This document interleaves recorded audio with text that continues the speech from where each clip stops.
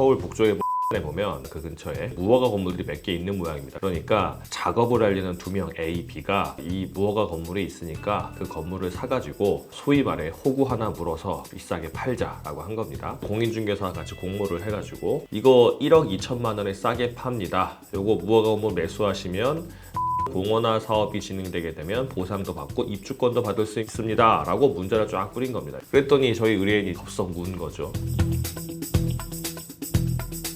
안녕하십니까, 강동원 변호사입니다. 이번에는 기획부동산 관련해서요, 저희가 정보 승소를 하고 그리고 실제 피해 회복까지 된 사례를 말씀드리려고 하는데요.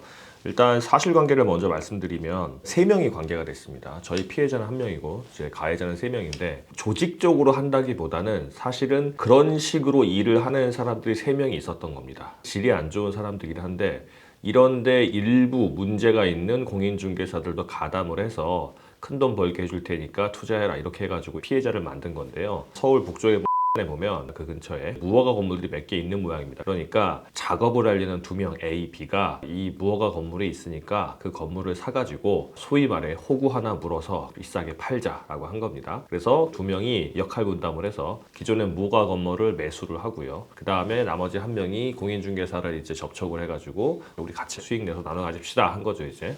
그러니까 공인중개사가 그 일당들에서 받은 정보를 가지고 자기가 평소에 안내를 하던 사람들한테 이제 문자를 쫙 뿌린 겁니다. 그래서 그 중에 한 명이 걸려서 저희 피해자가 된 거고요. 내용은 이런데요. 산 근처에 무허가 건물이 있으니까 그거를 이 사람들이 8,500만 원에 샀습니다. 기존의 무허가 건물을 가지고 있는 사람한테 8,500만 원에 매수를 했는데 이거 뭐 돈 다 준 것도 아니고요. 전세금 6천만 원 있는 걸로 하고 그냥 현금 2,500 주겠다 해가지고 이제 전세 안고 2,500에 매수를 한 겁니다.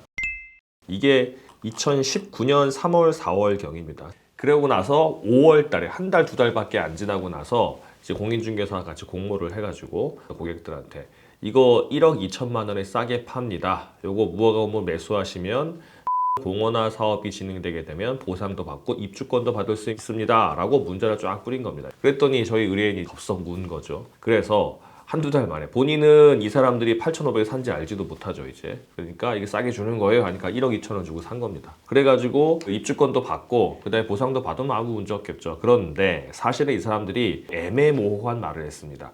그러니까 이게 반드시 기망, 거짓말이라고 보기도 그렇고 또 아니라고 하기도 그런 내용이었어요. 그 워딩이 이래요. 2020년까지 공원 안에 있는 무허가 건물을 철거해야 되기 때문에 지금 사업이 굉장히 빨리 되고 있다. 그래서 물건이 별로 없다. 내년까지가 서울시에 있는 공원 재정비이다. 구청에서는 2020년 9월까지 공원화 사업을 해야 한다고 한다라고 한 겁니다. 사실은 그게 이 동네에 근처에 공원화 하겠다는 대략적인 계획만 나와 있었지 언제까지 공원화 사업을 하고 그 다음에 그 아파트를 어떻게 짓고 보상 계획과 입주권 주는 건 아무것도 정해진 게 없었어요. 그런데 마치 한 1년 정도, 1년 반 정도 지나면 바로바로 될 것처럼 해가지고 이 사람은 속인 겁니다 이제. 그래서 저희가 손해배상 청구를 했거든요. 이게 무슨 말이냐면 속았으니까 기망으로 계약을 취소한다 라고도 저희가 주장을 했었고 그게 아니면 적어도 거래 관행에 있어서 일반적으로 할 수 있는 말 이상 쉽게 말하면 선을 넘어갔다. 이게 너무한 거 아니냐. 사실은 아예 없는 말은 아니잖아요. 이게 1억이 넘어가는 돈이 왔다 갔다 하는데 내년까지 빨리 해야 되는 거니까 빨리빨리 돈 지급하고 나가세요 라고 하는 건 말이 안 되잖아요. 그래서 저희 의뢰인께서 1억 2,500을 다 주고요. 2019년 3, 4월 당시에는 내가 1년 내지 1년 반만 했으면 입주권 받겠구나 라고 했는데 사정이 있어가지고 팔아주세요 하니까 그거 아닌데요? 막 이래가지고 문제가 됐었던 겁니다. 그래서 저희가 결국은 전부 다 승소했고요. 공인중개사가 끼어 있으니까 마치 공인중개사들이 대단한 손해배상 보장이 되는 것처럼 공제, 증서 해가지고 1억 원 해가지고 나오잖아요. 근데 그 1억 원은 이제 어떤 사고 하나에서 그 공인중개사가 손해배상 책임을 졌을 때 부동산 공인중개사 공제협회에서 이제 얼마를 해주냐 한도액이 나온 건데 뭐 한 건당 한도액도 있고 뭐 그 사람의 모든 1년간 모든 사고에 합친 한도액도 있긴 합니다. 어쨌든 제가 볼 때 요 공인중개사는 이제 다른 사고가 아직 터지지 않아가지고 공제협회 통해서 받을 수는 있을 거는 같습니다. 보통 기획부동산을 하면요 산 아무도 가지도 않는 모든 산 같은 걸 갖다가 지분으로 막 수백 개로 쪼개가지고 나눠준 다음에 이거 개발됩니다 이렇게 하잖아요. 특히 연세 드신 노모들이 아버지들한테 몇천만 원씩 팔아가지고 이거 나중에 자식들 주면 됩니다 이렇게 하니까 자식 생각하고 사잖아요 이제. 그러면 사서 이거 환불 받는 것도 쉽지도 않고요.